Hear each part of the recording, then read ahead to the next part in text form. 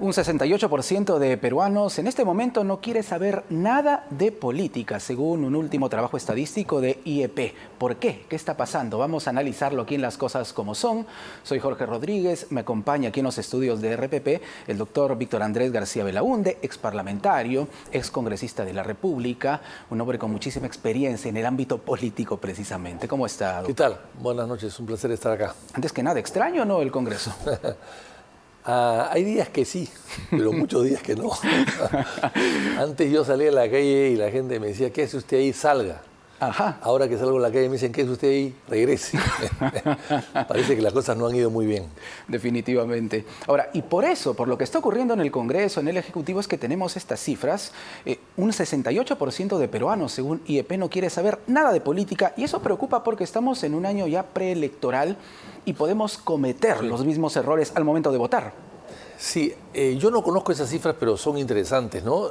Ahora, yo le diría que el 60% al principio, las encuestas también del IEP Ajá. del año 2021 y 2023, sobre la bicameralidad, por ejemplo, sobre el Congreso y la bicameralidad, el 60% después ha ido bajando, no creían en la bicameralidad, no creían creían en una nueva Constitución.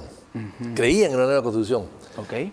Hoy día los que creen en una nueva Constitución es 30%, según también esas encuestas del año 2023. Claro, ha ido reduciendo. Se ha ido reduciendo. Okay.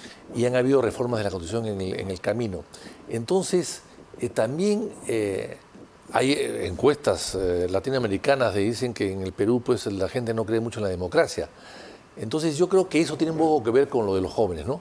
Ahora, yo puedo decir que recorro el Perú constantemente y que he visto además las manifestaciones últimas que han habido de protestas o de gente que ha salido a la calle a protestar, etcétera, en los últimos 2 o 3 años, veo que hay más jóvenes en la calle que antes, más jóvenes que se interesan y que protestan en buena hora, jóvenes que opinan.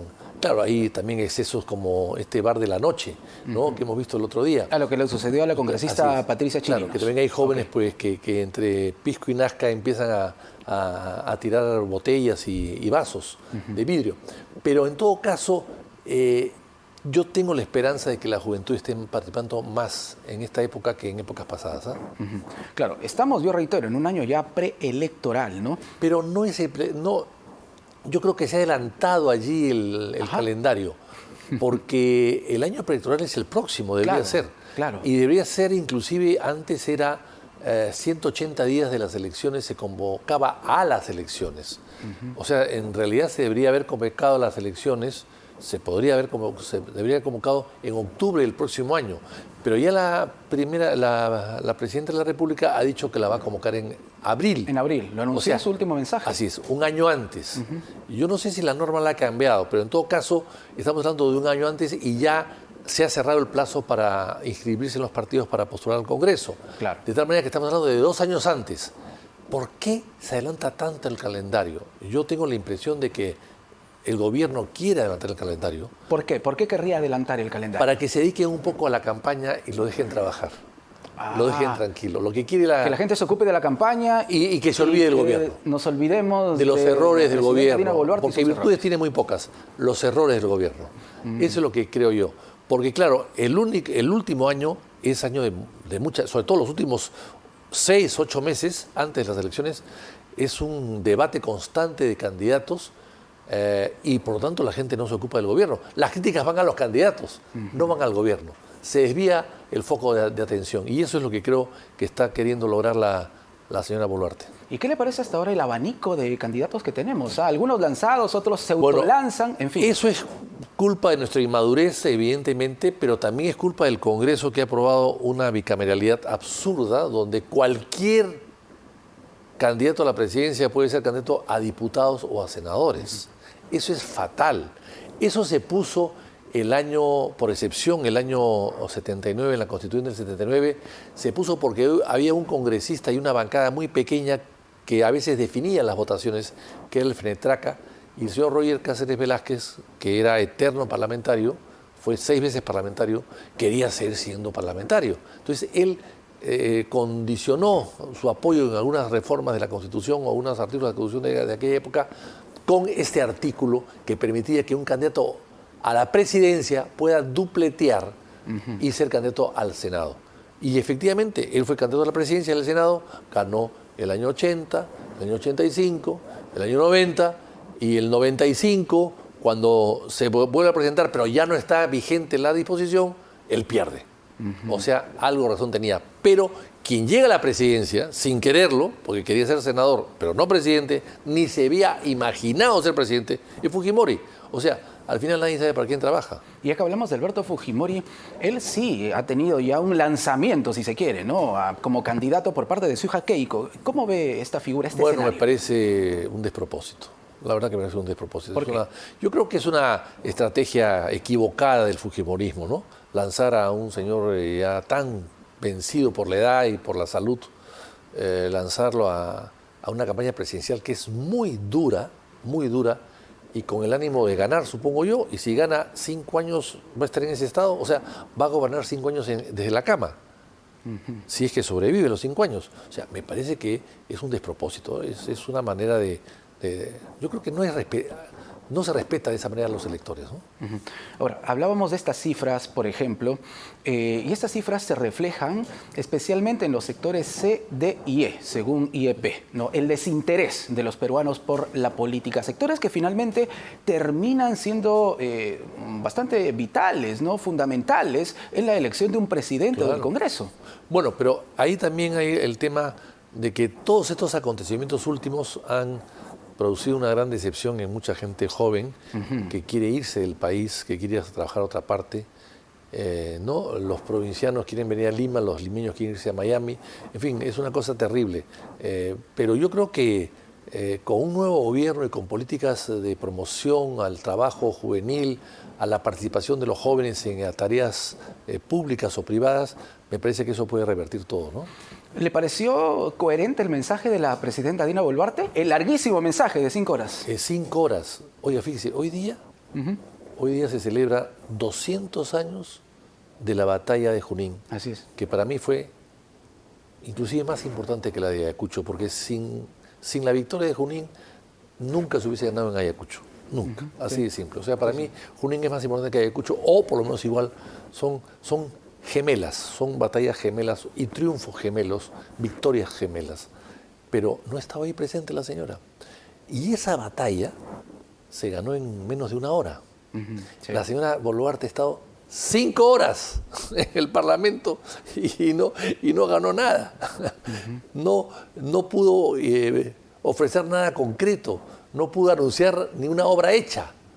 Claro, y si eso sumamos a la batalla de Junín, que duró menos de 1 hora, la batalla de Ayacucho, que duró menos de 3 horas, estamos hablando de 4 horas. En 4 horas, en esas 2 batallas, el Perú cambió y cambió, América Latina cambió con esas 2 batallas y el mundo. Pero acá la señora ha hablado 5 horas y no ha cambiado nada. Ni siquiera cambió de secretario, o de decán, o de asistente, o de ministro. Entonces, estamos ante un discurso, pues, inocuo totalmente, ¿no? Y efectivamente la mandataria Dina Boluarte no asistió a la ceremonia central. Estuvo el presidente del Consejo de Ministros, Gustavo Adriancén.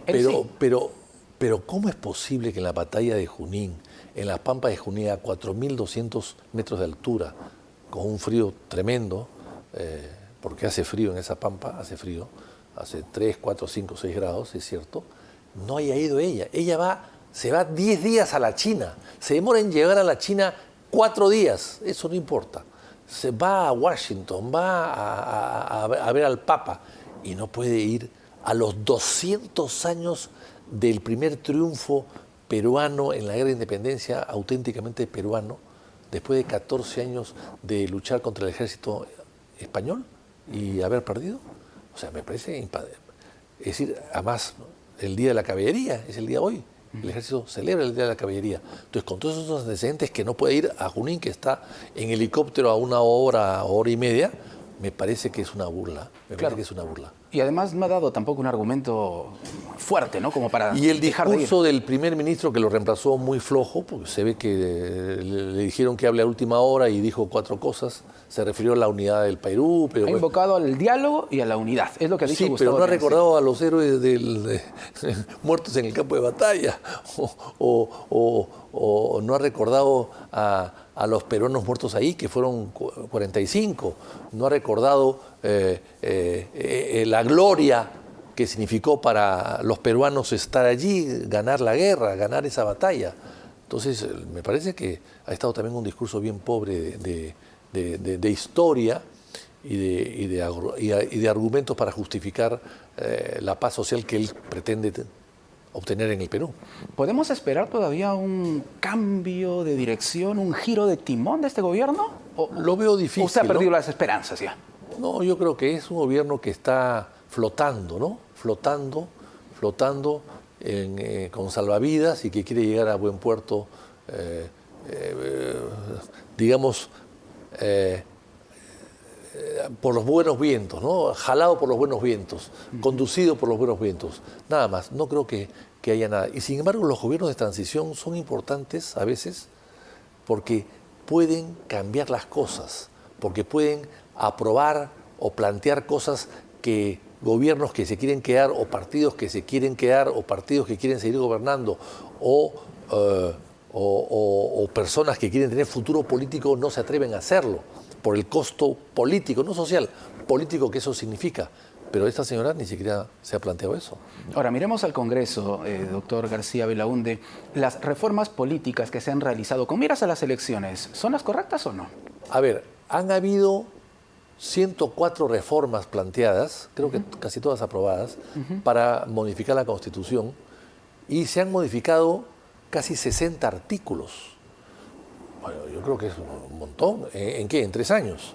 O sea, estamos hablando de muchas cosas y no me parece que hayan dado solución a nada, hasta ahora, por lo menos. Y sin embargo, lo más importante, bueno, quizás la bicameralidad, pero el resto son cosas relativamente pequeñas. Y la Constitución peruana es una Constitución mal hecha, porque fue redactada por gente que no sabía de derecho o derecho constitucional. Entonces, y tiene o sea, lo que se hizo en la Constitución actual fue usar la plantilla de la Constitución del año 79, la plantilla, ponerla en una nueva urna, reducirle artículos o condensarlos, juntar artículos. Y entonces en vez de sacar 307 artículos, sacaron 207, digamos. Sí, pues, pero casi todos se repiten con relación a la anterior Constitución, pero con redacción más reducida, lo cual hizo que haya diversas interpretaciones de algunos artículos, como por ejemplo la cuestión de confianza, ¿no? Claro. O el que sucedió a la negación fáctica, etc. Entonces, eso hay que revisarlo todo, revisarlo con especialistas. Pero no, lo que han hecho es, estos señores parlamentarios, muchos de ellos, que no tienen idea de lo que es una constitución y no tienen idea de lo que significa un pacto social o un contrato social, han hecho reformas pensando en sus intereses. Y creo que las reformas al final hay que reformar las reformas en otro gobierno. Claro, porque estas reformas van a permitir, por ejemplo, que muchos de quienes están sentados hoy en su escaño puedan repetir el plato. Claro, pero le han quitado la edad de los 45 años. Si tú eres diputado, tienes 30. Ah, no, puedes ir. Pero el que viene de la calle tiene que tener 45 años. Unas discriminaciones odiosas realmente, que no tienen ningún sentido. Por eso es que yo creo que las reformas tendrán que reformarse. Hay que reformar las reformas entonces. Así es, con el próximo gobierno. Porque claro, cambiar la Constitución es muy difícil. La Constitución peruana tiene 30 años. Las constituciones se han hecho muchas veces, son hijas de las circunstancias y son hijas de los dictadores también. Y entonces esta Constitución es hija de Fujimori, como fue la Constitución de Leguía, que fue hija de Leguía. Pero cuando Leguía deja de gobernar después de 11 años, se va él y se lleva a la tumba su Constitución. Se va él y se va a su Constitución. El señor Fujimori se fue y la Constitución sigue. 30 años después sigue la Constitución vigente. Bueno, ese es un tema que habría que ver por qué sigue habiendo sido una Constitución hecha por orden de la OEA en una sesión en Bahamas, ¿no? Así en las playas de Bahamas casi, y que hasta ahora dura y yo no sé por qué, porque tiene muchos defectos, ¿no? Ahora, todo esto que estamos hablando podría explicar la bajísima aprobación que tiene el Congreso. Nunca se han visto cifras tan bajas. A ver, qué interesante pregunta. Yo creo que ha contribuido la unicameralidad a un Congreso malo. Ya, ok. Y se ha venido en unicameralidad desde hace 30 años, ¿no? Entonces, claro, lo que pasa es que cuando estaba Fujimori no se sentía mucho la unicameralidad porque la bancada fujimorista se manejaba con Viper. Hay que recordar el Viper. Después ya se han independizado un poco y los gobiernos de Toledo, de García y de Humala más o menos tuvieron acuerdos, operadores políticos en el Congreso y más o menos se manejó de alguna manera. Pero a partir de Kuczynski, bueno, Kuczynski no negociaba, no sabía negociar, sabía hacer gimnasia en Palacio de Gobierno, en el Patio de Honor, pero nada más que eso. Y el señor Vizcarra tampoco, se enfrentó y lo cerró. Entonces, ahora, con esta atomización del Congreso, que hay 30 partidos adentro, los 30 están adentro, con 15 bancadas, y con un gobierno muy débil, pues evidentemente hay una cohabitación entre los dos débiles que se refuerzan para no caer, ¿no? Claro, ahora, la mesa directiva actual del Congreso de la República tiene una conformación bastante curiosa, por decirlo menos, ¿no? Ahí encontramos de todo realmente. Así es. Algo que antes era impensable, ahora sí lo es. Sí, claro. Yo recuerdo cómo hemos discutido a una serie de veces conformar una mesa directiva en las veces que yo he sido parlamentario. Era muy complicado hacer una mesa directiva multipartidaria con todos, o por lo menos con los más furiosos opositores. Pero ahora no, ahora se hace todo. ¿Pero por qué? Porque no hay bancadas y los partidos son muy débiles, muy de etiqueta. Y las bancadas también son tránsfugas. Una bancada que entró con 5 ahora tiene 15, y una bancada que entró con 15 ahora tiene 5. O sea, ese transfugismo que permitió el Tribunal Constitucional con una norma, con una ley, es lo que hace daño, le ha hecho mucho daño al Parlamento. Claro, pero muchos podrían decir que se está llegando a consensos también, ¿no? Desde el otro lado de la orilla. Sí, bueno, en realidad, en teoría puede ser así, porque en realidad tú haces alianzas en el Congreso no para cambiar la ideología de tu partido, sino para aprobar cosas concretas. Entonces yo puedo entender lo que es así, pero parece que la alianza acá es para aprobar intereses concretos, más que cosas concretas que puedan beneficiar al país, ¿no? Al pueblo. Claro. Ahora, con la bicameralidad de la que hablábamos hace unos instantes, ¿podríamos esperar un Congreso que al menos tenga mayor cercanía, ¿no?, con la población? De hecho, va a haber más control, va a haber un contrapeso. Se le llama la Cámara Pensante. Pensante, pero claro, tiene que haber un contrapeso. Y ya no habrá leyes express, leyes que salen rápidamente. No habrá o habrá menos observaciones del Ejecutivo a una norma, porque las observaciones las va a hacer el Senado. O sea, el Consejo de Ministros, que ejercía a veces el Senado, no, lo va a hacer ahora el Senado. Entonces, yo creo que va a mejorar, pero creo que ese artículo que se ha aprobado tal como está redactado, hay que mejorarlo. Ya que hablábamos de parlamentarios, el congresista Edwin Martínez ha revelado, y es importante hablar de este personaje, ¿no?, que Vladimir Cerrón estaría escondido nada más y nada menos que en Arequipa, ¿no?, en la zona de Caylloma. Claro, uno se pregunta, ¿cómo es posible que hasta el momento la policía no logra ubicar al señor Cerrón? Bueno, yo estoy en Caylloma varias veces, ¿no? Y bueno, la policía debería buscarlo. Pues si él ha dado el dato, claro. Yo creo que ha debido dar el dato primero de forma reservada a la policía para que lleguen antes que llegue la prensa, ¿no? Sí, claro, claro. Porque la prensa llega con mucha bulla, habla mucho y de repente él se hubiese podido enterar y se hubiese escondido, ¿no? Eso pasó con Abimael Guzmán el año 89, que llegaron cuando llega tarde y recién pudo ser capturado con Fujimori un año después, o año y medio después. Entonces yo creo que, en fin, si él lo sabe, me parece muy bien, pero ha debido decirse en una comunicación reservada al ministro del Interior, ¿no? ¿Hay un interés político, cree usted, por no capturar a Cerrón del gobierno? Yo estoy seguro que la captura de Cerrón perjudicaría mucho al gobierno y a la presidenta de la República. ¿Por qué? Porque sabe mucho, porque la señora Dina ha sido casi su asistenta, o su ataché, o su secretaria, o su tesorera, o en fin, o su amiga, o su compañera, en fin, o su waikin, en fin, no lo sé. Pero había una relación muy cercana, y ha manejado cuentas de él. Ergo, él debe saber mucho de ella y por lo tanto a la señora Dina no le conviene, no le interesa que Cerrón sea capturado porque puede hablar, ¿no? Muy bien, ya Edwin Martínez ha soltado el dato, ¿no? Que vaya a la policía inmediatamente. Que vaya, si Claro. él lo sabe, que vaya, y si es posible que vaya él también. Muy bien, gracias, doctor García Belaúnde. Víctor Andrés García Belaúnde, ex parlamentario con nosotros aquí en Las Cosas Como Son. Volvemos.